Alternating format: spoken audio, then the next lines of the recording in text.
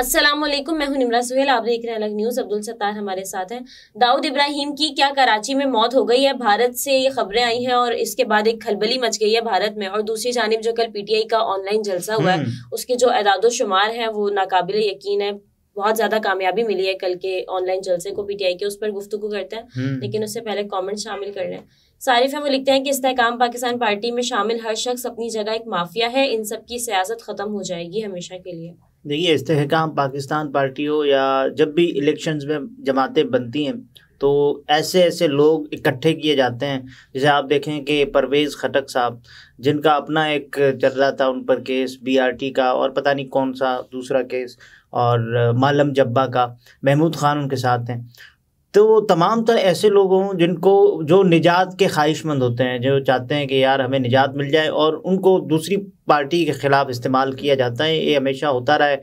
और जहांगीर तरीन, चीनी स्कैंडल और ये सारे जो इत्तेहाद करने के ख्वाहिशमंद हैं, ये चीनी चोर कहते थे जहांगीर तरीन को जब इमरान खान साहब के साथ होते थे। तो अब कहे ना चीनी चोर के साथ आप क्यों कर रहे हैं, फिर मुआहिदा बताएं। बिल्कुल। सारिफ हैं जाफरी साहब वो लिखते हैं कि आपस में सीटें ये चोर ऐसे बांट रहे हैं जैसे कतरी खत है। देखें, चोर हैं नहीं है, लेकिन जो सीटें इनके बस में नहीं है, जो चीज़ें ये कर रहे हैं कि साहब ये सीटें तुम्हारी, ये मेरी। एक शेर है ना कि दिल के बहलाने को गालिब ये ख्याल अच्छा है। तो अगर आपकी इतनी सीटें हैं और फिर ये नौबत ही ना आती कि आप मुल्क में इंटरनेट बंद कर देते पाकिस्तान तहरीक इंसाफ के ऑनलाइन जलसे के दौरान, जो कि इंटरनेट की बंदिश के बावजूद पाकिस्तान की तारीख़ का पहला और पाकिस्तान की तारीख़ का सबसे बड़ा ऑनलाइन मकबूल तरीन शो है, जो सबने माना है। सही। सारिफ है वो लिखते हैं कि खाकान साहब don't go in PTI, if possible leave the politics and rest. देखिए, खाकान साहब के बारे में हमने ये बात कही नहीं थी ना कि वो पाकिस्तान तहरीक इंसाफ ज्वाइन कर रहे हैं। हमने तो ये कहा था कि वो छोड़ रहे हैं। पाकिस्तान तहरीक इंसाफ में एक बहुत बड़ी शमूलियत होने वाली है। वो तो लतीफ़ खोसा साहब की थी। अक्सर लोग हो सकता है कि थंबनेल देखकर ये अंदाज़ा लगा रहे हों, लेकिन और कुछ ऐसे मौके होते हैं जब वो ठीक भी होते हैं और थंबनेल से उनका अंदाज़ा दुरुस्त साबित होता है। लेकिन इस मामले में हमने ये खबर दी थी कि लतीफ़ खोसा साहब पाकिस्तान तहरीक इंसाफ ज्वाइन करने वाले हैं, और शमूलियत ज़ाहिर है तो उनकी हुई। पार्टी जो छोड़ी थी खाकान अब्बासी साहब ने छोड़ी, वो पाकिस्तान तहरीक इंसाफ नहीं ज्वाइन कर रहे। सही। बात करेंगे दाऊद इब्राहिम की मौत। देखिए, सबसे पहले पाकिस्तान तहरीक इंसाफ का जो पावर शो था उसके बारे में अब लोग जानना चाहते हैं, क्योंकि 30 अक्टूबर 2011 के जलसे के बाद तमाम तर लोगों की नज़रें लोगों पर होती हैं कि कितने आदमी थे, कितने लोग थे, सब ये जानना चाहते हैं। तो वो हम नंबर्स देंगे, लेकिन उससे पहले एक खबर जोड़ दी गई है कि पाकिस्तान में जो इंटरनेट बंद हुआ है उसकी सबसे बड़ी वजह दाऊद इब्राहिम साहब की अचानक होने वाली मौत है। ये भारत से खबरें आ रही हैं और इंडियन मीडिया इसको रिपोर्ट कर रहा है मुख्तलिफ तरीक़ों से। और भारतीय मीडिया को कोट करते हुए वी न्यूज़ ने भी एक खबर दी कि एक चौंका देने वाली पेशरफ्त में भारतीय मीडिया ने दावा किया है कि बदनामे ज़माना भारतीय अंडरवर्ल्ड डॉन दाऊद इब्राहिम को जहर देने की कोशिश की गई है, जिसके बाद उन्हें अस्पताल मुंतकिल किया गया है। ताहम इस खबर की कोई सरकारी तस्दीक नहीं हुई है। भारतीय मीडिया के मुताबिक दाऊद इब्राहिम को मुबैना तौर पर जहर देने के पीछे ज़राए और मुहर्रिकात अभी तक वाज़े नहीं है। ताहम इतना ज़रूर बता दिया गया है कि दाऊद इब्राहिम को किसी करीबी शख्स ने जहर दिया था, जिससे वो बीमार रहने लगा था और नौबत अस्पताल में इलाज तक जा पहुंची है। रिपोर्ट्स में यह भी दावा किया गया है कि मुबैना तौर पर पाकिस्तान में मुकीम दाऊद इब्राहिम की हालत तशवीशनाक है और उसे सख्त हिफाजती इंतजामात में रखा गया है।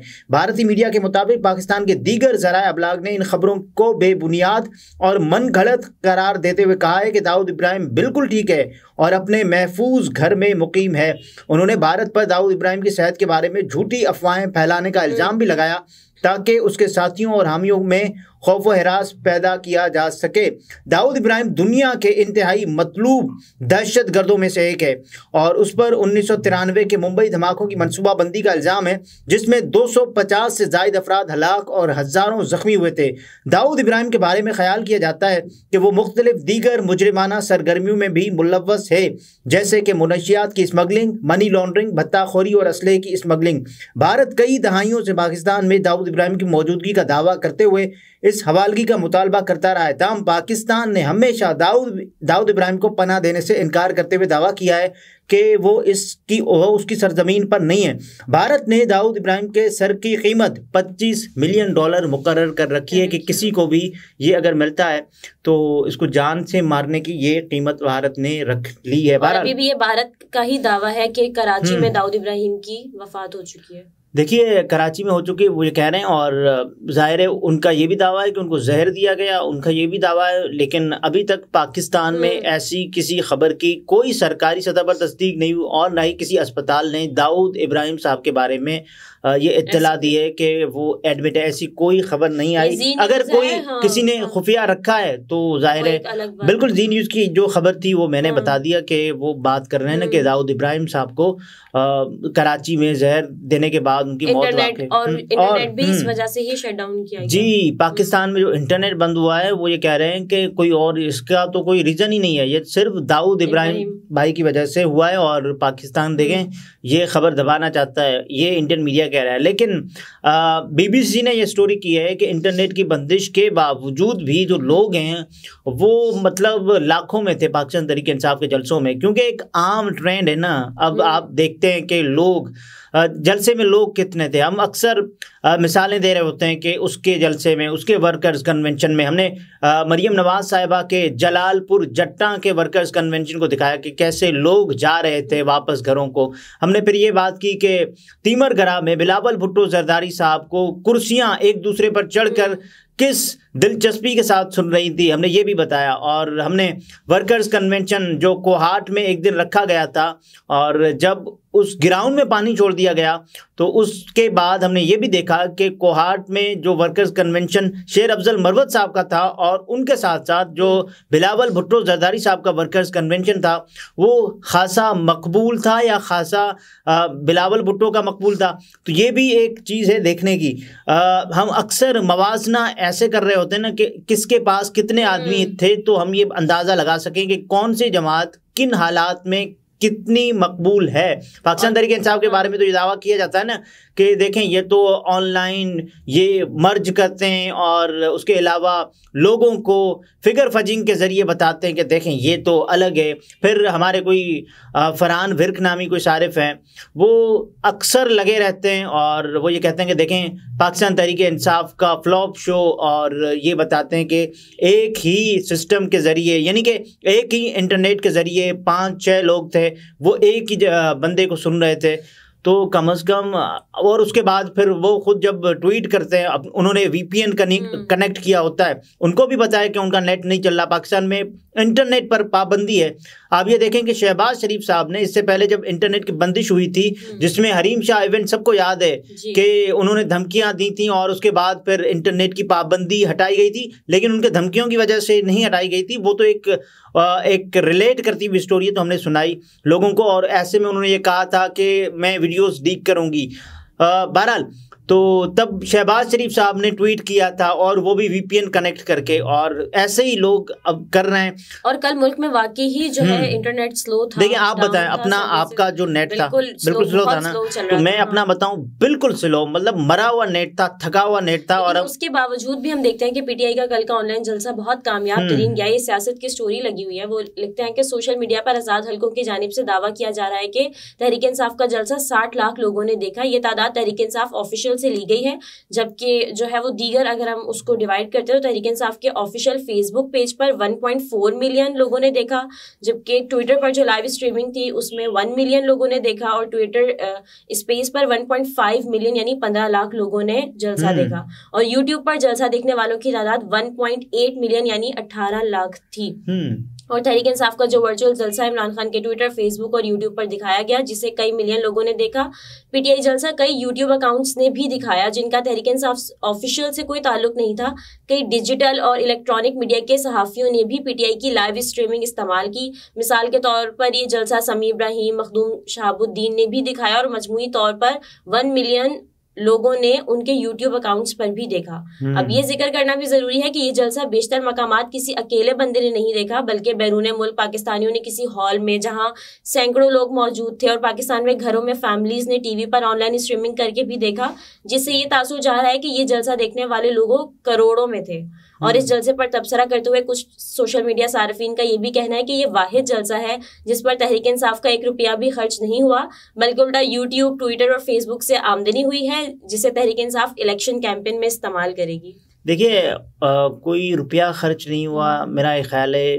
तो पैसे तो ज़ाहिर है खर्च हुए होंगे। आप इंटरनेट पर पैसे खर्च करते हैं और उसके अलावा आप मुख्तलिफ जो भी सोशल मीडिया साइट्स होती हैं उन तक आपकी जो एक्सेस नहीं होती, तो उसके लिए आप पैसे ज़ाहिर है खर्च करते हैं। लेकिन आप ये कह रही हैं ना कि जो आमदन होगी वो इससे कहीं ज़्यादा होगी जितने खर्च किए होंगे, तो ज़ाहिर है पाकिस्तान तहरीक-ए-इंसाफ को इसका फ़ायदा होने लगा है।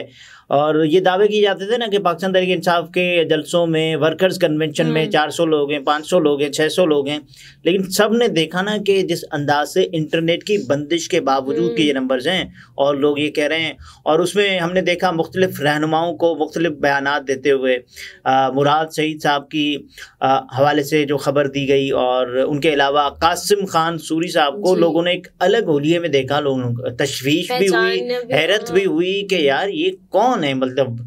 तो फिर लोगों को लगा, और जैसे ही लोगों ने उनके जो नए नक्श देखे तो कहा ये तो कासिम खान सूरी जैसे दिखते हैं, और फिर कहा कि कासिम खान सूरी हैं। और उसके अलावा आपने या किसी ने भी ये ऑडियो सुनी इमरान खान साहब की, जिसमें वो मुख्तलिफ AI से जनरेट की गई, लेकिन उसमें फिर पूरे इवेंट्स थे। इमरान खान साहब की ऑडियो के अलावा पाकिस्तान तहरीक इंसाफ ने क्रोनोलॉजिकल इवेंट्स बनाए कि जिसमें बताया गया कि 9 मई से लेकर अब तक, या फिर जब से पाकिस्तान तहरीक इंसाफ को इक़्तिदार से हटाया गया उस वक्त से लेकर अब तक क्या हालात रहे। और इमरान खान साहब भी जेल में हैं, इमरान खान साहब का एक कारकुन भी जेल में है। तो ये कैसे हालात हैं कि एक लीडर और एक कारकुन एक जैसे हालात में जेल में हैं। तो ये किसी को भूलनी नहीं चाहिए बात। और इमरान खान साहब के बारे में तो वो इंस्पेक्शन करने वाले जज साहब भी ये कह चुके हैं ना कि खान साहब को जिन हालात में रखा गया, उनकी मॉनिटरिंग के लिए CCTV कैमरे, और उसके बाद फिर जब अदालतों में पेश किया जाता है तो शीशे इमरान खान साहब और सहाफ़ियों के दरमियान हायल होते हैं कि वो बात न कर पाएँ। और आम कैदियों के हवाले से, मतलब आम कैदी वो के जो मारूफ कैदी हैं उनके, अगर मैं बात करूँ सनम जावेद साहिबा के हवाले से कि उनको किस हाल में रखा गया, एक के बाद एक ज़मानत, और एक के बाद ज़मानत का हुक्म तो आ जाता है लेकिन ज़मानत मिलती नहीं है, ऐसे ही बिल्कुल। और उसके अलावा आप देखें तैयबा राजा साहिबा, खदीजा शाह साहिबा, और ये वो जिनके बारे में हम सोचते हैं ना यार इन्होंने अपनी ज़िंदगी में बहुत कुछ अचीव कर लिया है, इन्होंने अपनी ज़िंदगी में वो चीज़ें, वो आसाइशें, वो सहूलियात, वो लग्जरियस लाइफ ये गुजार रहे थे, तो उनको क्या पड़ी थी कि वो पाकिस्तान तहरीक इंसाफ के एहतजाज में शरीक होते, या फिर अभी पाकिस्तान तहरीक इंसाफ के लिए क्यों खड़े हैं और आए प्रेस कॉन्फ्रेंस करें, जान छुड़ाएं। लेकिन नहीं ना, एक नज़रिया होता है, एक यकीन होता है, एक एतमाद होता है कि जो ये लोग कर रहे हैं उनको पता है ना कि आज अभी नहीं तो कभी पाकिस्तान तहरीक इंसाफ या कोई भी अगर इनको यहाँ अभी कामयाबी भी नहीं मिलती ना, तो होगा ये कि तारीख के किसी पन्ने पर इनके नाम ज़रूर दर्ज होंगे जो साथ देने वालों में, पार्ट ऑफ प्रॉब्लम नहीं, पार्ट ऑफ सॉल्यूशन के तौर पर, और मुश्किलात झेल कर ये लोग इमरान खान साहब के साथ आखिरी वक्त तक खड़े होने वालों में से एक शुमार होंगे। बिल्कुल। और सिद्दीक जान साहब ने लिखा कि ऑनलाइन जलसे की दहशत, मुखालिफिन पर लर्जा तारी, इंटरनेट स्लो करने वाले निगरां वजीर के गाल शर्म से लाल।